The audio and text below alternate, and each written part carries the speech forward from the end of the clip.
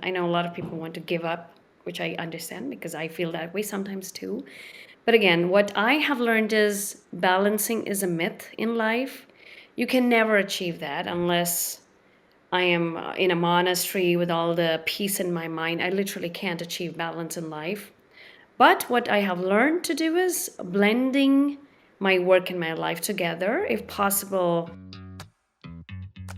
This is Evolve CPG, a community of purpose-driven brand leaders who not only believe in better, but actively pursue it. That's better products, better brands, and better leadership for a better world.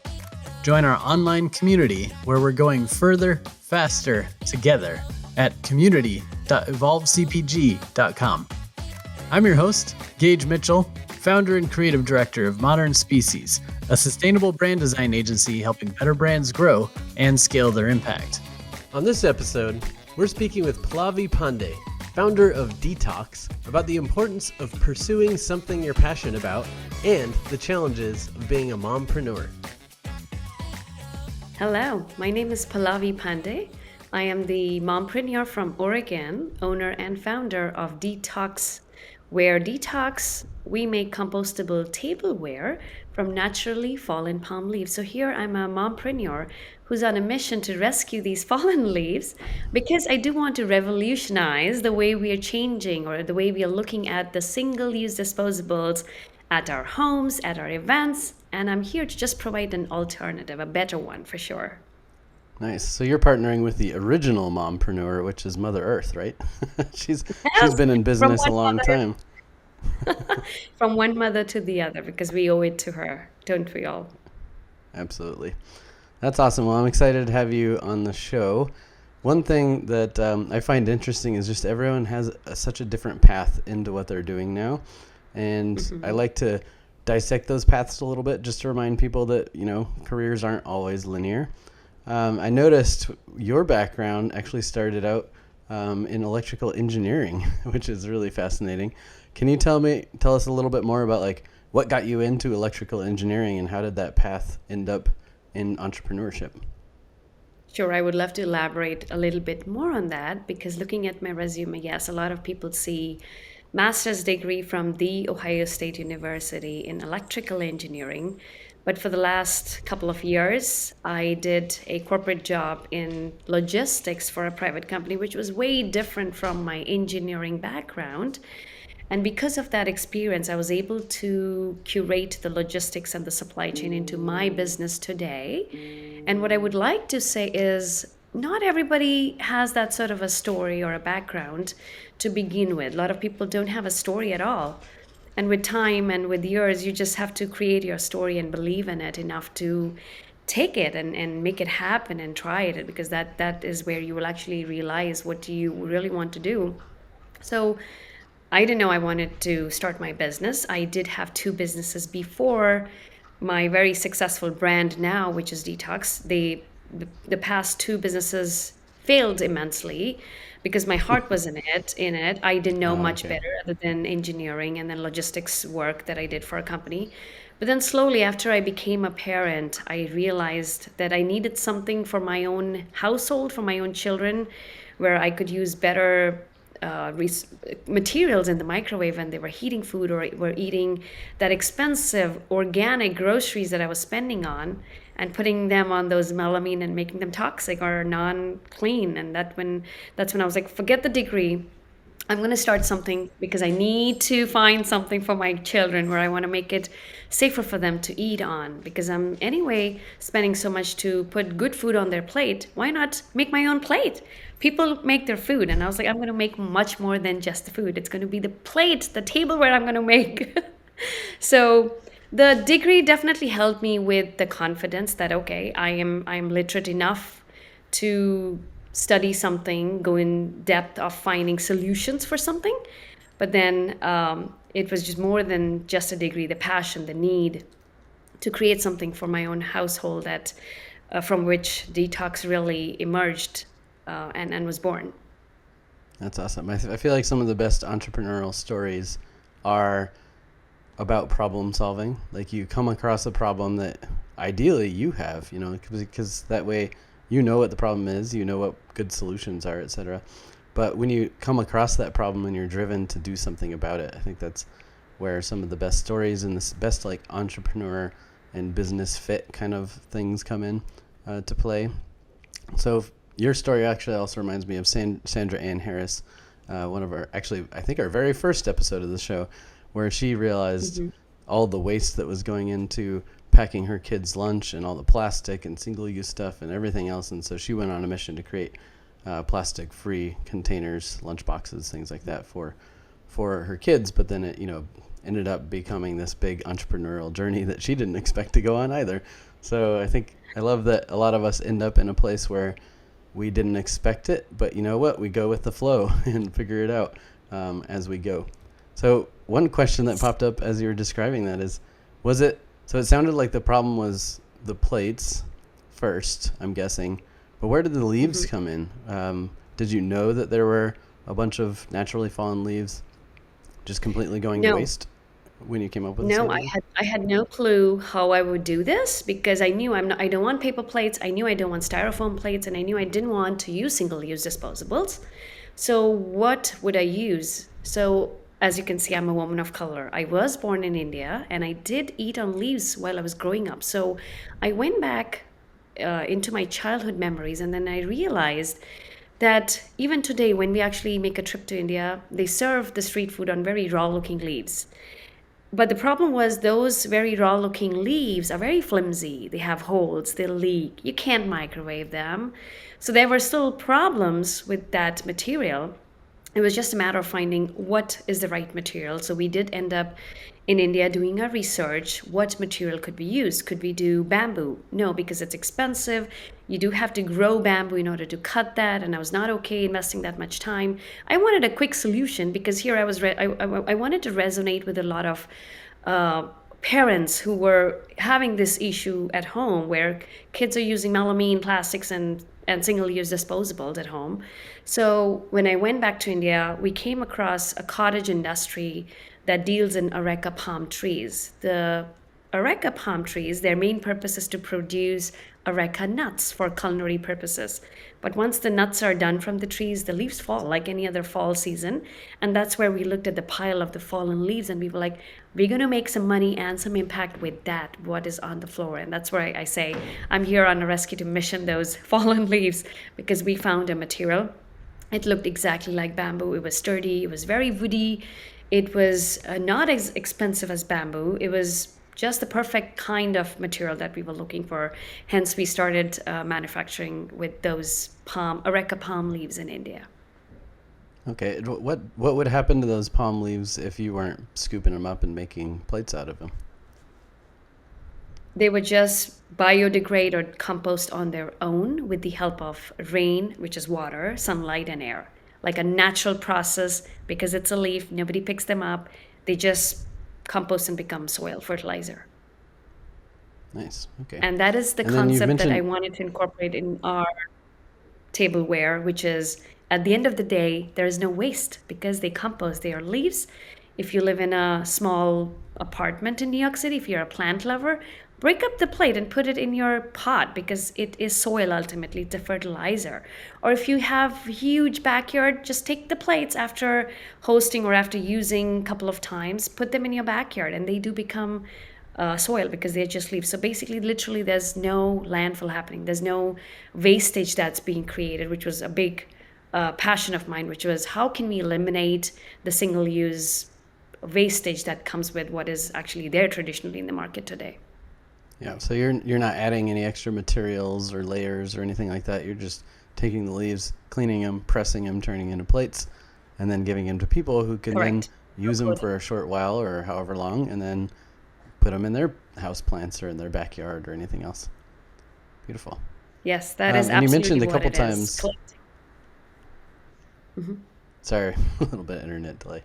But you mentioned a couple times that melamine and other things you're trying to eliminate. For those who haven't gone on this journey of kind of understanding what they're putting their food on or what they're like serving to their children, can you talk a little bit more about that? Yes. So, like I mentioned, after I became a parent, I was very conscious because I was anyway trying to put the best healthy food options in front of my children. But when I saw them taking long hours, reheating the same food again and again, and also pile of dishes being collected in the sink, that was it for me. And especially when the COVID hit, with more time on Zoom calls, less time in the kitchen, less time to worry about dishes, that was it. And I was like, I want to provide value to people who are spending more time in the kitchen, more cooking, more cleaning. Can this product be something that they can find value in, because they can just use one dish for the whole day, use the same dish, put it in the fridge, take the same dish out, reheat the food, put it in the microwave, eat out of it, wash the same dish, maybe reuse it a couple of times, dry it in the sink, because these are not dishwasher safe, but they are only hand wash safe. So that is what I wanted to create. And like I said, people make their food. I just wanted to make something more So than to the some food, which degree, was where my you're kids are putting solving the their food problem on, because of that was important to me. removing any toxins or whatever that might be in plastic or other single-use or whatever throwaway kind of disposable plates.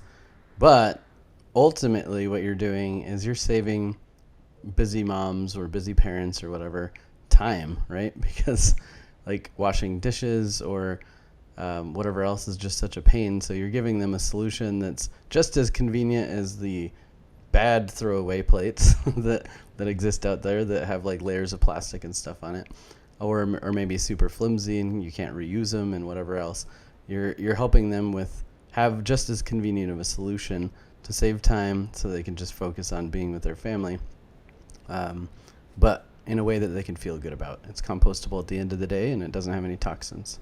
Yes. So at the end of the day, this concept did begin with convenience and style, but I wanted to take it beyond my kitchens. And that is where actually we found our niche, which were restaurants, catering companies, weddings, events. So it went beyond my kitchen. And that's where I say that I started this to inspire people to be sustainable in their kitchens. But today it's gone beyond the kitchens to events and hospitality and the food industry. Yeah, and I like that you say convenience and style because I've planned many events over my time, and as a sustainability geek, I'm always trying to make sure the plates and other things are compostable, but the compostable plates that exist out there are just usually really ugly. So if you've got this beautiful wedding or event that you've spent thousands of dollars on, you're inviting a bunch of people, and it's maybe in this really gorgeous venue, and you've got these hideous compostable cups or like terrible looking plates, like that just destroys the whole vibe of the event. So putting a little bit of style into sustainability is kind of like, the Tesla versus the Prius, whereas the Prius stood out as ugly intentionally so that people could flaunt their sustainability. But not everyone wanted to do that. Some people just wanted to have a cool looking car. So like Tesla has blown up because of that. So same thing. So kind of the same thing you're providing to people. Correct. Very aptly said, yes. So how long have you been on this journey with Dtocs now? And kind of, you said you had a couple businesses that failed previously. So what lessons did you bring to those from those failures into this business, beyond maybe just you weren't passionate about it? And then kind of how are things going so far? Great question. And that is a really very personal question to me, because sometimes just not ideas make a great business. And like you said, when you actually have a problem to solve and when you find the real solution from your own personal experiences, that is where a business becomes successful and it really flourishes. And that was what was my learning, because the previous two businesses that I had before business was like more of one of them was a jewelry business that I had. I never liked jewelry. I hate wearing jewelry. But yes, there's a lot of money in jewelry, so that is why I wanted to venture it and try it out. And the other one was more of a subscription-based box for intimacy for couples. And again, that failed as well, because I had no knowledge, I had no experience, and I had no need. And I was just trying it out of my hobby, versus Dtocs was something that was very dear to me. I connected my business model to my childhood presence and bringing that concept to the Western world, making it live every day in my kitchen. So every day waking up was a passion for me to try something on those every day with my family, including my family, my children, something more than beyond than myself. And then I saw it how I can help the world with that, other parents, other event planners, other wedding people, other hospitality industry. So I just took it beyond my household, and that is where the real value came out of it. And I started Dtocs 3 years ago in 2019. We have grown exponentially in the last 3 years. Very fortunately, during COVID was one of the big times when we showed people how Dtocs tableware, which are single-use disposables, a better alternative, can help cross-contamination. They can help minimal contact, which was really the requirement during COVID events or COVID times for people. So that is where we actually found a lot of our niches, which were charcuterie boards, because the charcuterie board owners were leaving the boards with customers, making them happy at the end of the day, leaving them with a beautiful platter that they could personally use, try, do whatever they want, versus to having worried about taking back their expensive bamboo boards after the event. So that opened up a big market for us. And again, weddings going intimate, very small scale, and people becoming more consciously aware of what products can be used to make budget-friendly weddings and fancier at the same time, making our food look presentable. And again, not flimsy with those paper plates flying in weddings, spilling food all over. So it just felt very aligned these times for us, where we were able to grow in time with so other niches other than just the kitchens and households. Beautiful.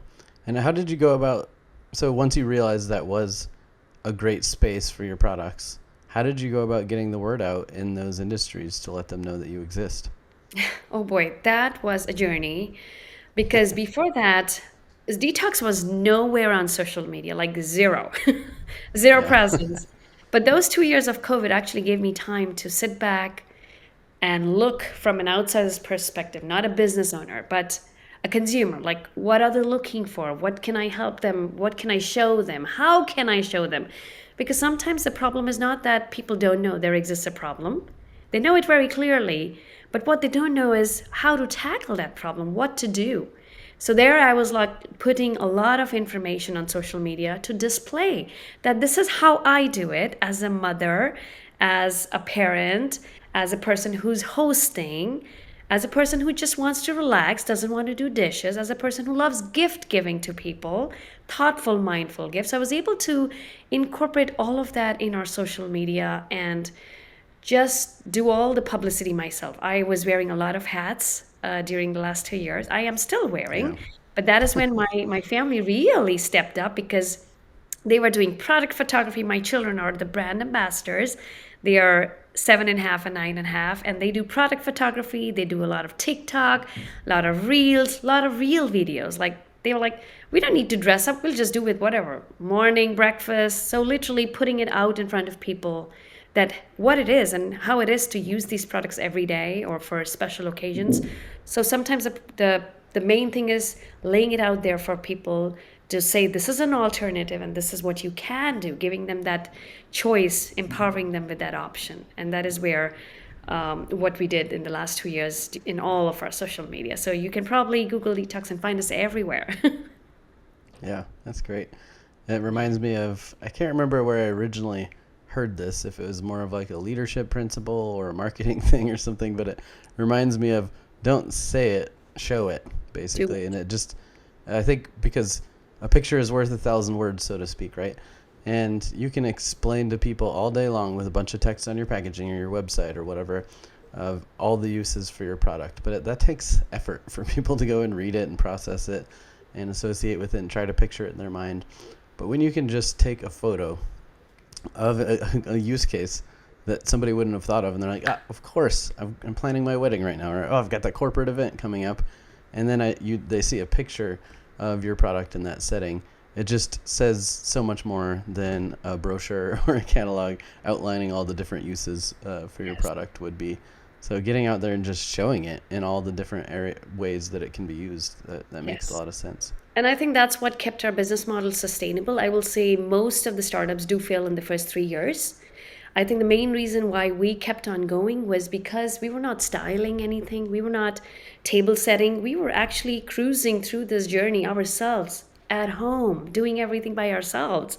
So we were not having these fancy pictures on our social media. They're just regular food, whatever I cook on wherever it is. So it's very real. And that's what I really want to show to people, that you really just have to first think sustainably. If this is not your journey, that's fine. Even thinking is the first step towards changing your behavior or the products you use or the way you buy. So everything aligns at the end of the day with time. So there, that is where I really want to say people that we need to think how in our individual efforts count and how do they matter, not for others, but our own lifestyles, how our own lives. Yes. Yeah. Do you feel like that, for lack of a better word, more scrappy approach to it was part of what helped resonate with your audience? Is that it looked like their house, it looked like their life, not some perfect polished, celebrity's life where they've got 20 assistants and stylists and everything else kind of driving things? Yes, I will say it's really not a switch on and off button. It's not. It's a gradual journey. I've gone through it myself. It takes effort. It takes a lot of courage because you sometimes have to give up that convenience, that um, convenience of just trashing something because it's easy to do versus when you literally care, and especially when you have those little faces who are looking at you, who follow what you do, who see what you do. That's the biggest thing of why I do what I do. It is because for Yeah. them they are learning with each thing. And growing up, I went to a Catholic convent school, and actually that was a very deep inside me because that's how I saw my parents. They were my examples. So my parents were very conscious of the way they were raising us, what they were teaching us, and they were very open-minded. So they didn't tell us this was wrong, this was correct. They were like, that's your decision to make, but there are these two sides. You should know both. And I have the same kind of approach. There's this paper plate, which is cheap. There's this plate, which is a little expensive, but this is what it eventually does. So now the empowerment is, what choice are you going to make? Yeah. And especially if you can demonstrate somehow that, more often than not, I think with cheap paper plates, people are going to get one use out of it, right? But the fact that yours can be washed and reused and microwaved and etc.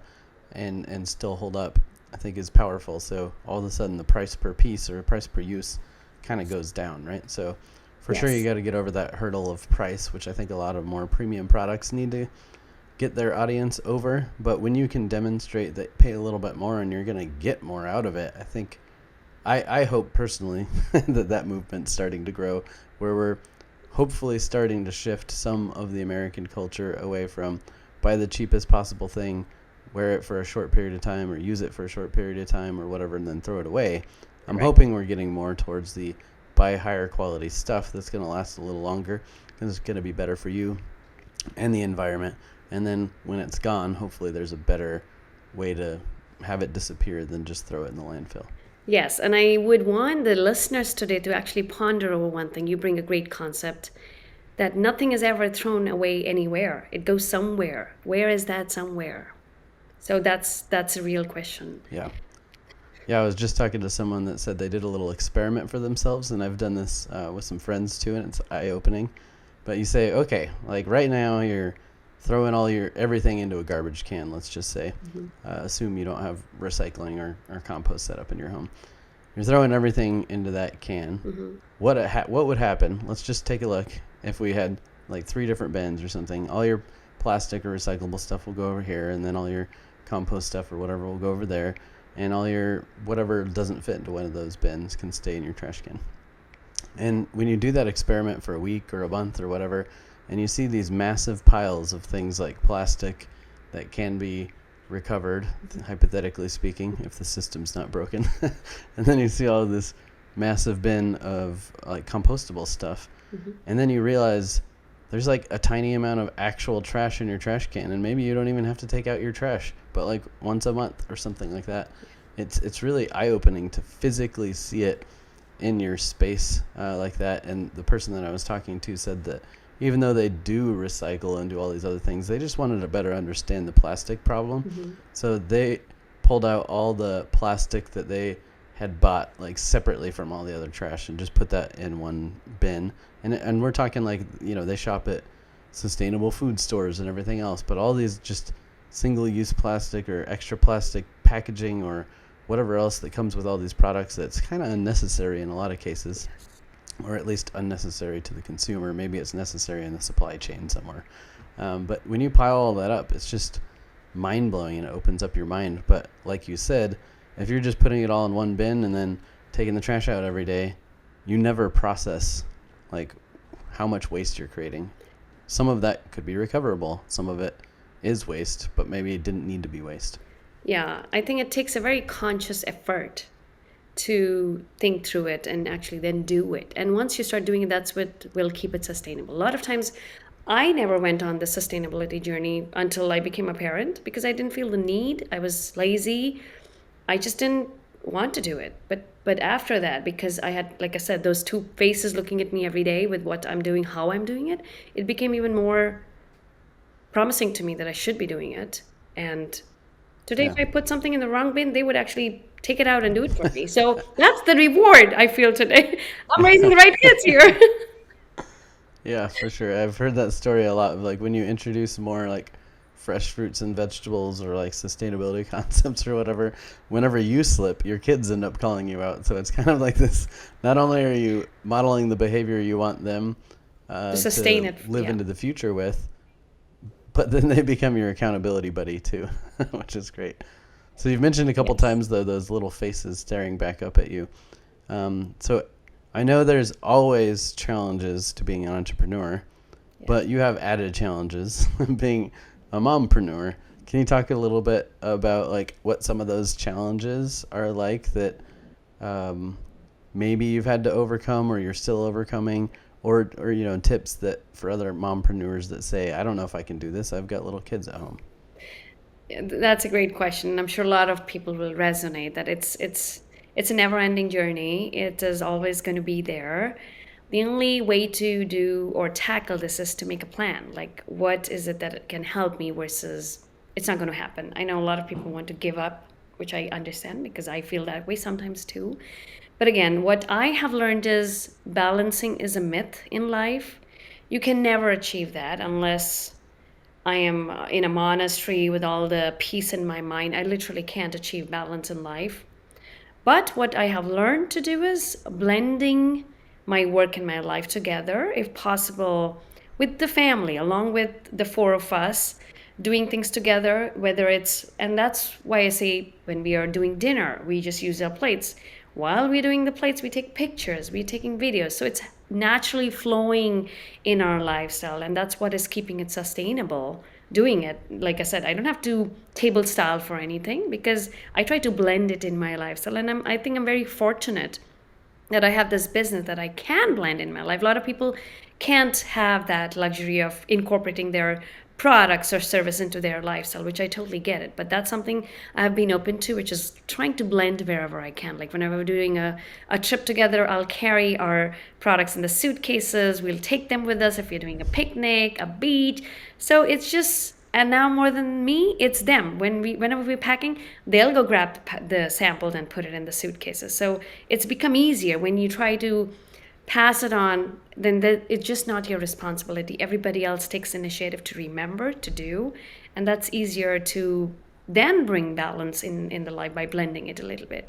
And again, you do have to at the end of the day make some set up some boundaries, and that's where I say the balance comes in. It kicks in that, okay, this is what we're going overboard. We shouldn't be doing this now. Okay, that's enough. So again, that's a good way to put it, saying because we all wear so many hats.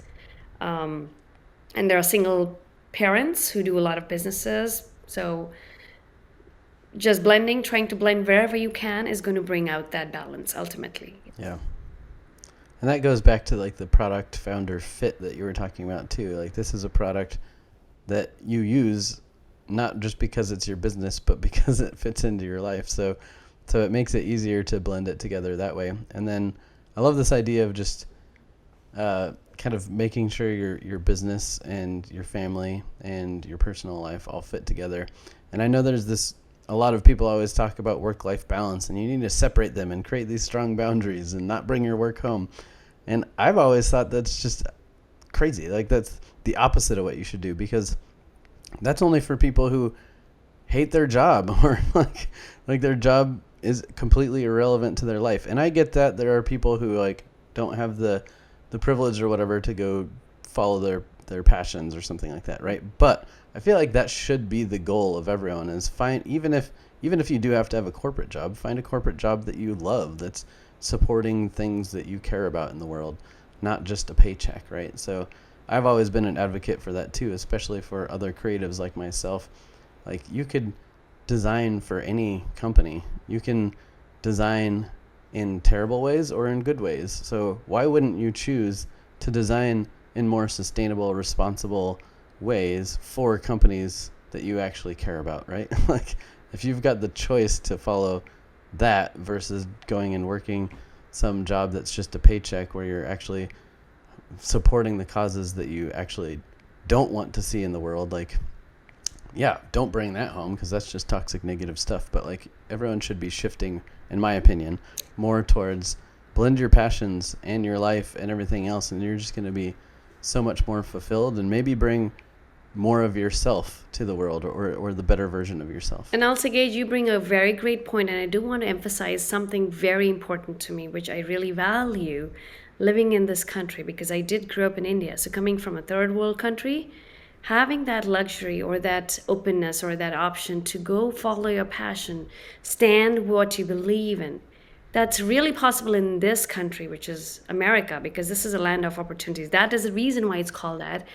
And coming from an outside country, seeing that here, I so respect it. I so appreciate where I am. And people living here should be really happy that they have this option versus people who don't have that option elsewhere. Yeah, absolutely. Sometimes you've just got to have a job to put food on the table, right? But even I see so many stories of people who are in those situations where they don't have a choice. They don't have an education or a skill set that would help them bring something to life. And in those kind of situations, you got to do what you got to do. But I've also seen stories where people in those situations are, going, sacrificing their downtime for a couple years to get that education, to read the books, to do research on YouTube, to like whatever they can to kind of figure out how they can change that circumstance a little bit. And again, it's a lot of work, especially when you have kids and so on and so forth. So I don't want to say everyone needs to drop everything right now and like go pursue their dreams, but I feel like it's possible if you open up your mind, right? And it could just be small little ways. Like, maybe you're still working in a factory, but instead of working in a factory creating cars, you could work in a factory that creates sustainable tableware or something. So like there's like little tweaks that you can try to make in your life. But again, recognizing that there's a lot of privilege to being in a country and in a financial situation and with a specific educational background and so on and so forth, that opens up those opportunities. So not all is equal in that regard, but I just love the pursuit of fulfillment in any way it comes. Yes. And a lot of times we might not be confident. We might not see our full potential. And in that case, we might seek for extra motivation, extra support from friends or families, or just bringing your ideas out and talking to somebody. So I always say there's never an idea that's too big or too small. It just, you need to get to it, try it, and then either you'll fail or pass, right? And you'll figure it out. Because my 2 businesses failed terribly before that. I had investments in those, but they failed because I didn't start them out of my need. Maybe I was interested in it. Was I really passionate? I don't think so. And that is a clearly example why I've sustained this business for 3 years, and I'm every day waking up with new ideas every morning with my whole family. Yeah, that's exciting to still have that passion. Yeah, and I think that's another good point too for listeners, is that you can't let a failure stop you from going, right? In fact, like in the design world, we've got 99 failed ideas before one decent idea comes out, right? That's the whole point of the process, is that you don't just say, I have one idea, I'm going to go pursue that one idea and then it fails and you're like, oh, well, I guess I suck at this, or I guess that was a terrible idea. And it's not necessarily because it was a terrible idea. It's just because you only went forward with one solution. You didn't prototype. You didn't come up with a range of ideas and try to pick out some of the winners through different criteria. So I think more people just need to learn to kind of embrace that failure, as part of the process, not necessarily as the end. Or how about we reiterate the word failure and we put it into Yeah. experience? Experience. Let's make it sound better if it makes you feel I good. do think failed experiences teach you more than successful experiences, because if it went well, you don't even stop and think about it. You're just like, well, that went really well. I guess I nailed that. And then you don't learn any lessons, where usually when it fails, that's when you're going to stop and say, well, why did it fail? Like, what could I learn from this? How can I do it better next time? And then you'll kind of continue improving from there. Yes. And talking about that, I also have like a reverse mindset sort of thing. Like a lot of people want to know, okay, how do I do this better? Sometimes I just want to know what should I not be doing so that I don't go through the failure experience. So sometimes I also try to track back instead of going forward and what should I be learning. Sometimes I like to take a step back, look from behind, and be like, what should I not be doing? I don't want to venture this way. I don't want to do that. So not necessarily this is negative, but it's just a different approach. Yeah, absolutely. I think that approach is becoming more common in various fields, especially in like sustainability or responsibility or impact design processes, where you envision the future where you're trying to go, and then you work your way back towards the present. Because working your way from now till something and a vague thing in the future that you don't even know where you're trying to go, like, you're going to be on a path to nowhere. You're just going to be like building railroad tracks that wander all over the place and don't get you to the next station, right? But if you know where that station is, you can just kind of like plotting out a road trip or something like that. If you know where you're going, it's easier to pick the roads to go on. Yeah. Yeah, but not all the time everybody knows where that platform is or where that road is. So that's where I say not everybody has a story or an end to a story, but you can create one with time and with experience. And when you actually repeat that story every day to yourself in the morning, that opens up a lot of confidence and a lot of new ideas. And that is what I do every day, like literally. Explain that a little bit more. Like, what is that process like for you every day, every morning? You start believing in it every day. It's like manifesting, for yourself and for people around you, and then they're seeing their confidence in you, and it's just adding fuel to the fire. So yeah, people should do that more often, and they'll believe in it even much more, and that belief can take them really far.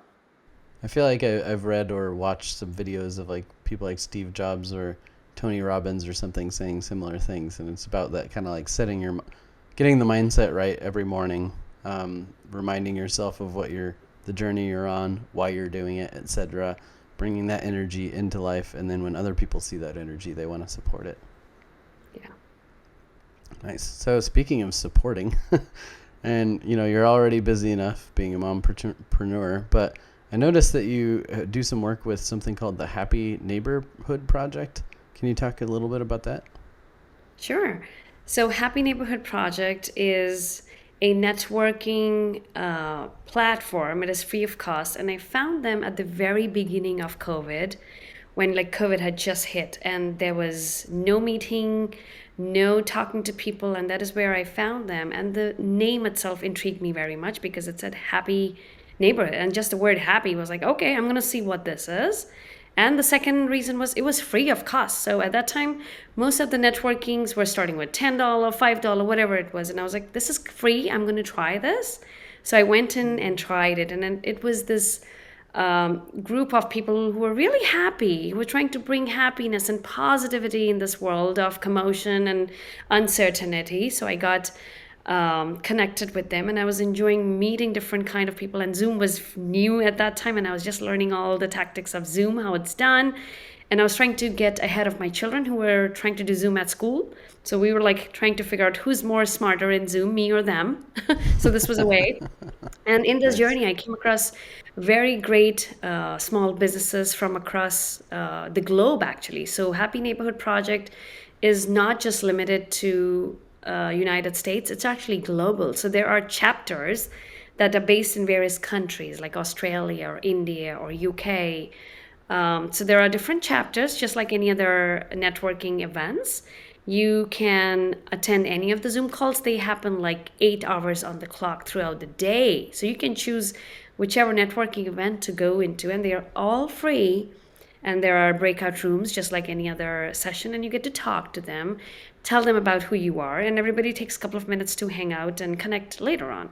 So I found that as a source where I was emerging as a business owner. I was like, okay, now I need to tell the world I'm a small business owner. And how do I do that? I found this free platform, and that was like the icing on the cake for me. And I was like, yeah, I'll take it, because I had nothing else to do, right? No dishes to wash. I was using Dtocs, right?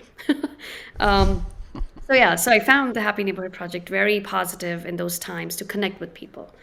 And later on, I also became the chapter co-host for Oregon, because you have to be staying in that state to become their co-host. So I was facilitating all small businesses in Oregon, across Oregon, and connecting one business to another. So that is a part of me. I am a giver. If I can do something for somebody, I will try my best to get them resources or find it for them or somehow connect them to people who can help them. And that is a way I found to use my energy in keeping the positivity alive and connecting people to people. And that's what I loved. It sounds like a great organization. Is it more like on the professionals side, or more on the just kind of neighbors talking to neighbors? And if you're in Oregon, do you have the option to join the group in Sydney, Australia, or something like that? Yes. So anybody from anybody can join at any time. And like I said, there are 8 calls per day. It's like an hourly thing. So you can pick and go. And it works great with different time zones, different countries, different co-hosts. And yeah, the biggest factor for me was like, I'm not going to pay to go and network with people. So that worked just great for me. Yes. That's great. Yeah. So it's like something that's like builds sort of a social circle, but also networking. Maybe something you would even do if you weren't an entrepreneur. But being an entrepreneur, just like what we were talking about before, of like merging all the things together, it made total sense, because you can get some of that social time. You can learn how to Zoom better than your children. You can meet people from around the world and get the word out about your business all together. And what I did see was a good mix of people who were in the service industries, and also people who had products, or people who were selling insurances. So it was a great mix of everything in there. And somebody could use somebody at any point of time. For example, I have a dog, I need a dog sitter. I knew of somebody in California. So if I have a sister who has a dog, I can call up my sister and let her know, hey, do you want a dog sitter? I just met this person today. Contact that person. So it was really very resourceful in connecting people to people. Nice. And you said they have a happy, positive vibe. Is that just somehow like part of the onboarding when you sign up for this community? They say like, hey, here's our rules of conduct, or you've got to watch these videos, and then maybe they moderate posts that aren't about happiness, but that are more complaining or something like that. No, they don't monitor anything. It's just the owner who created Happy Neighborhood Project is a very happy guy. He's from Kenya when he started it, Mr. Edwin Edeberry, and he's the happiest guy. Like, he's so contagious. I think that's what really pulled me into this group, was when I actually went to the Zoom calls. Now he's become too big and too busy, but when it started, it was an intimate group of people starting, but now it's like, again, like I said, 80 calls throughout the week across the globe. So he doesn't show up in every call, but when he did used to, that smile, that energy, that positivity was so contagious that I got hooked on it. And I was like, I'm going to try this once again, and once again, and once again. And then you're just soaked in it because you want positivity and happiness around you. But Mr. Edwin Edeberry, he's been on a TED Talk, and he's gone through ups and downs in life, and his story is, again, very inspiring to be around. But that just goes back to that modeling behavior thing we were talking about before as well, right? Modeling it for your kids, yes. But it can also work when you're modeling it for a community, as if you show up happy, if you show up generous, if you show up whatever you want that community to be, hopefully other people will see that and follow suit, like mimic that, try to keep that culture alive. Correct. And that's the biggest thing. People can't fake. For how long are you going to fake? So when people really show up authentically, who they are, whatever, dog with them, kids with them, whatever, it works. So it's a platform that accepts everything. So you really don't have to be in your dress pants or whatever it is. It is what it is. And that's what I really liked about it. Nice. Okay. And so you're a few years in now with Dtocs. The pandemic, may or may not be lifting, but at least I just recently went to some of my first big live in-person events again since the pandemic. So maybe the world's coming back alive in various ways. So maybe more events that can use Dtocs would be coming up. Obviously, people are at home using these kind of materials anyway, so you can continue growing in that space. But based on kind of where you see the economy going and where you've seen your business kind of going in this current point in time, like what do you feel like the future looks like for Dtocs? Well, I will say it looks very positive because we've sustained the first 3 difficult years. And with time, we've found out everybody, wherever there's food, people could use this. And it's gone beyond my kitchen. And today, I know I can sell, I know I've been selling, but I want to make this product be easily accessible and reachable to people. We are 95% direct to consumer right now, which is e-commerce, website, Amazon.com. But I want to take it more beyond e-commerce and online because I want it to be in front of people where they can easily grab it, have it easily accessible on shelves. So I just see ourselves at various retailers, or at various grocery stores. So that is where I'm headed this year. So I'm pivoting from the e-commerce world and actually coming into the real physical world where people can touch it, feel it, and make the decision, oh, I want to try this. I want to take this home with me. So yeah, that's where we're headed. Great. That's exciting and also scary, because managing your direct-to-consumer retail is a whole challenge in its own, driving traffic and fulfillment and all this other kind of stuff. And then going into retail is like a whole other animal of distributors and brokers and retailers and everyone wanting to take their cut and needing to go either regional or national or whatever else. So that's going to be a fun journey, I imagine. And there's different strategies for that. Do you have your eyes set on any retailers in particular at the moment? I do. I think our ideal retailer would be Whole Foods because there are a lot of eco-conscious people who go there and who find value in organic food. So that's the best combination. Like I said, when you're spending so much on your organic groceries, why not make your plates safe and better as well? So that would be our ideal one. But other than that, if my personal choice, I love Trader Joe's because that's a place for outgoing, most stylish people who like to try new things in small packaging. And that's one of my style.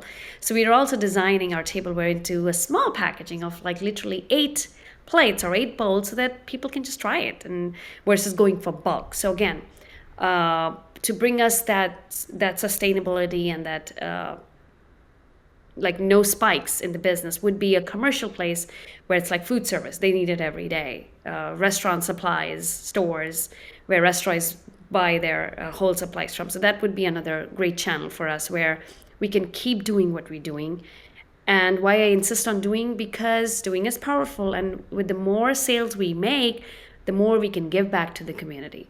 So a part of our proceeds when we make our online e-commerce sales, they do go back to India, where majority of the female workforce manufacture products.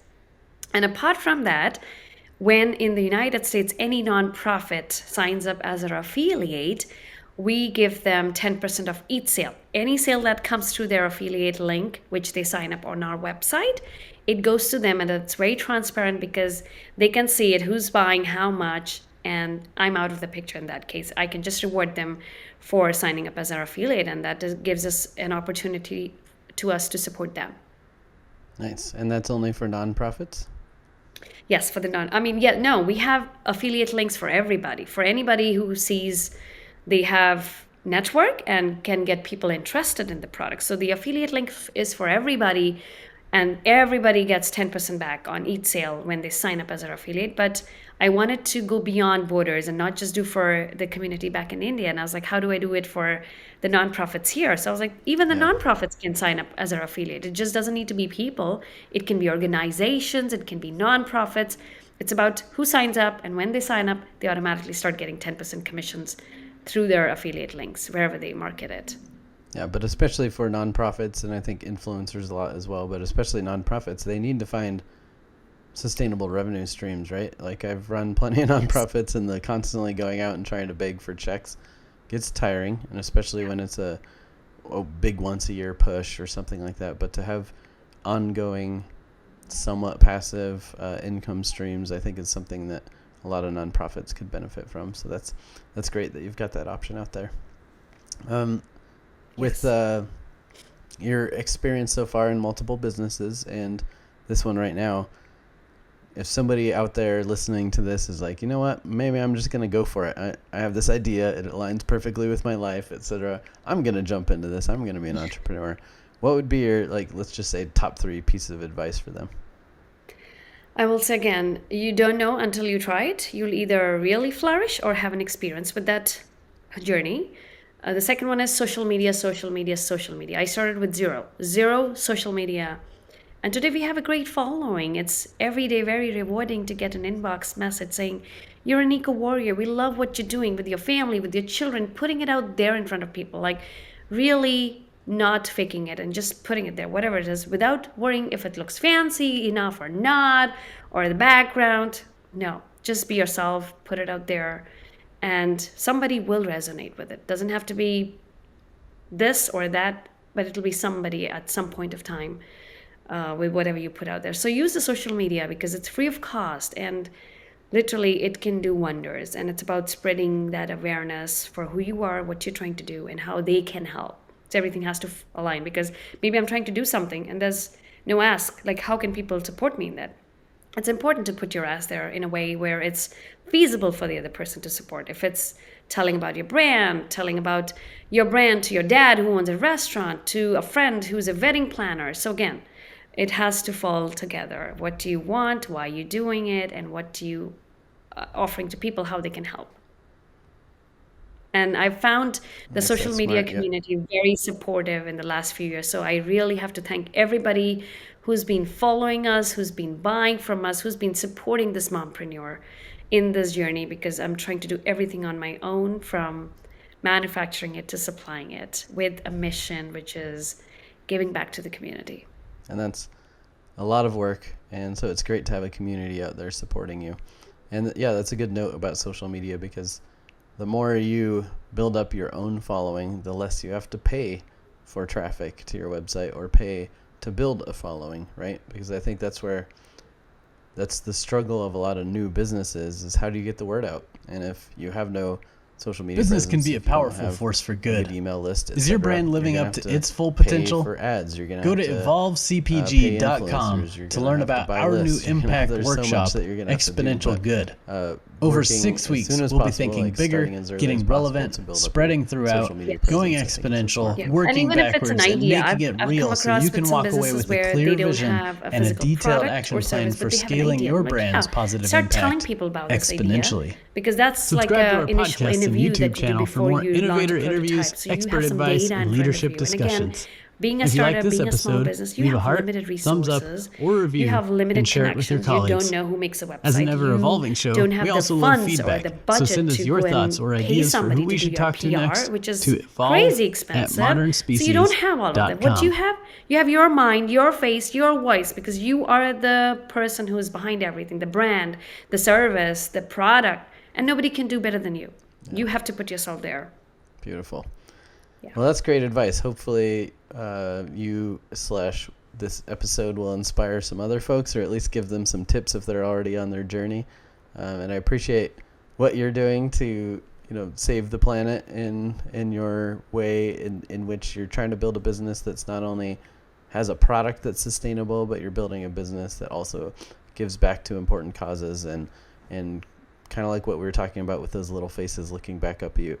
You're demonstrating what the world needs, and hopefully other people will follow. So we'll share this out with the community, and hopefully it'll get more folks to learn about Dtocs. They'll track you down. We'll see if we can get Trader Joe's over to you as soon as possible. I hadn't thought about that. If you're listening, I'm here making a noise because I'm not just a commodity. Yeah, I think that actually would be a perfect store, because almost everything in their store is basically like party ready, right? It's all like appetizers and snacks and things. So of course they need Dtocs. Yes. Thank you again, Gage, for having me on this platform.